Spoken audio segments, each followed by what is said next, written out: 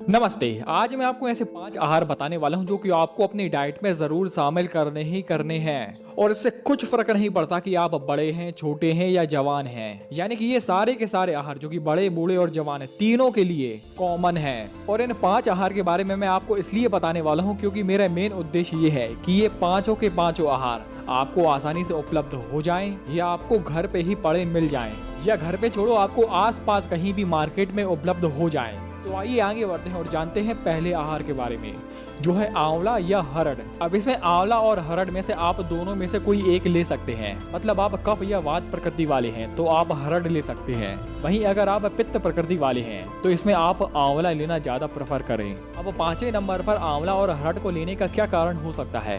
जैसा कि आपको पता है कि आजकल के मॉडर्न जमाने में लोग ज्यादा नमकीनी चीजें खाते हैं, ज्यादा नमक वाली चीजें खाते हैं और ज्यादा नमक वाली चीजें खाने से होता क्या है कि हमारी एजिंग जल्दी होने लगती है। और जैसा कि आपको पता है कि कुल 6 रस होते हैं, 6 स्वाद होते हैं, मधुर, अम्ल, लवण, कटु, तिक्त और कषाय। तो आंवला और हरड़ में है क्या कि नमक के अलावा वो पांचों के पांचों रस मौजूद होते हैं, यानी कि मधुर, अम्ल, कटु, तिक्त और कषाय। तो इसमें आंवला और हरड़ को अपनी डाइट में शामिल करने से, रोज इसको लेने से फायदा क्या होगा? फायदा ये होगा कि जो आपने जरूरत से ज्यादा नमक खाया है उसके प्रभाव को आंवला और हरड़ बैलेंस कर देगा। यानी कि सीधा सीधा मतलब ये है कि आंवला और हरड़ लेने से एजिंग जल्दी नहीं होती। और आयुर्वेद में भी आंवला और हरड़ को बिल्कुल एकदम टॉप पर रखा गया है। त्रिफला नामक उत्तम रसायन में आंवला और हरड़ ही इस्तेमाल होते हैं। आंवला और हरड़ का लगातार सेवन करते रहने से हमारे चेहरे पर ग्लो आता है, बाल मोटे काले होते हैं, हमारी बुद्धि का विकास होता है, स्मरण शक्ति बढ़ती है, मेद शक्ति बढ़ती है। और ऐसे ऐसे करके मैं आंवला और हरड़ के फायदे बताने लगूं तो इस पे पूरी वीडियो बन जाएगी। तो चलिए अब हम आगे बढ़ते हैं चौथे आहार पर, जो है कलौंजी। कलौंजी के बारे में ऐसा कहा जाता है कि कोई भी ऐसा रोग नहीं है, यानी कि इंसानी शरीर में ऐसा कोई भी रोग नहीं है जिसका उपाय कलौंजी से ना हो पाए। कलौंजी हर रोग में कामयाब साबित होती है। जो हमारे शरीर में बैड कोलेस्ट्रॉल जमा हो गया है, कलौंजी इसमें भी बहुत फायदेमंद है। कलौंजी हमारे लीवर के लिए बहुत फायदेमंद है। कलौंजी में भरपूर मात्रा में कैल्शियम होता है जो कि हमारे हड्डियों के लिए, हमारे नाखूनों के लिए, हमारे बालों के लिए बहुत ही अच्छा है। आयुर्वेद में ऐसा कहा जाता है कि जो हमारे बाल हैं वो हड्डियों की उपधातु होते हैं, यानी कि जितनी अच्छी हमारी हड्डी रहेगी उतने अच्छे हमारे बाल रहेंगे। अब हम आगे बढ़ते हैं और जानते हैं हल्दी के बारे में। हल्दी जो कि सदियों से हमारे आहार का एक हिस्सा रही है, ये न केवल हमारे आहार को एक रंगत देती है बल्कि इसके कई अन्य सारे फायदे होते हैं, बहुत सारे फायदे होते हैं। और हल्दी के बारे में भी ऐसा कहा जाता है कि जो ना खाए हल्दी वो जाए इस दुनिया से जल्दी। और ये सिर्फ एक कहावत नहीं है, इसके वाकई में चौंका देने वाले फायदे होते हैं। हल्दी जो कि हमारी इम्यूनिटी को बूस्ट करती है, हल्दी जो कि खाए पिए भोजन को भली भांति पचा देती है।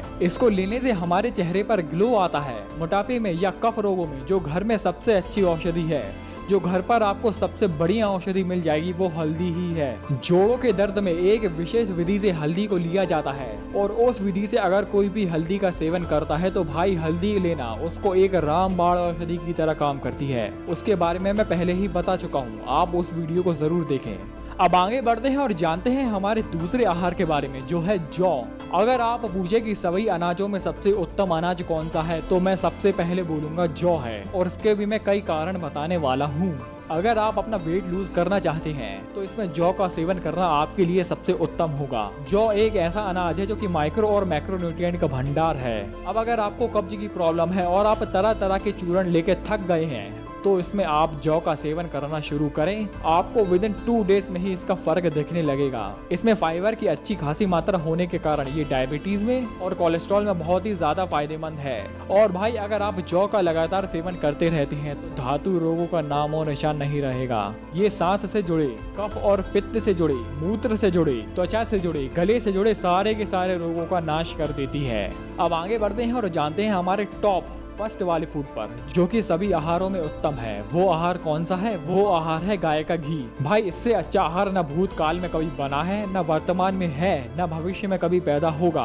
घी जो कि लाखों करोड़ों साल से हमारे आहार शास्त्र का एक मुख्य हिस्सा रहा है। जिस तरीके से जो हम पौष्टिक आहार का सेवन करते हैं तो उसका निचोड़ वीर्य होता है, ठीक उसी प्रकार से दूध का निचोड़ भी घी होता है। और अगर आप पूछेंगे कि क्या कोई ऐसा आहार है जो कि सीधा सीधा हमारे शुक्र धातु को पोषित करता है। तो हाँ है, वो है घी। इसका लगातार सेवन करते रहने से हमारे शरीर में सॉफ्टनेस आती है, हमारी बुद्धि बढ़ती है, हमारी सातों के सातों धातुओं को पोषण मिलता है, हमारी आंखों की रोशनी तेज होती है। जिनको ढंग से नींद नहीं आती तो रात में इसका नस्य लेने से उनको एक ऐसी झटके की नींद आएगी, ऐसी जबरदस्त नींद आएगी कि वो नींद उनको जन्मों जन्मों तक याद रहेगी। तो दोस्तों ये थी मेरी आज की वीडियो। उम्मीद करता हूँ कि आप अपनी डाइट में इन आहार का सेवन जरूर करेंगे।